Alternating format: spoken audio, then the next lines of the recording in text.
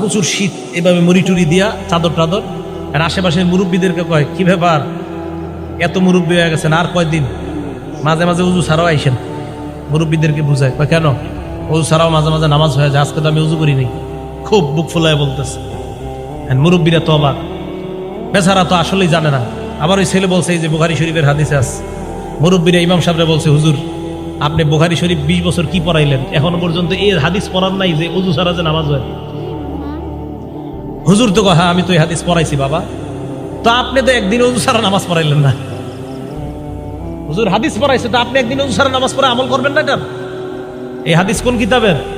ভাই কথা বুঝেন, এই হাদিস বুখারী শরীফের। কয় আপনি একদিন উজু ছাড়া নামাজ পড়াইবে, আমল করবেন না? হুজুর বললেন যে ভাই উম্মতের ঘুম আর নবীদের ঘুমের মাঝে পার্থক্য আছে। ওই সেগুলো দেশে বুঝাই দিল। কয় কি পার্থক্য? ওই নবী যখন ঘুমায় তার চোখ ঘুমায়, অন্তর ঘুমায় না। উম্মত যখন ঘুমায় তখন উম্মতের চোখ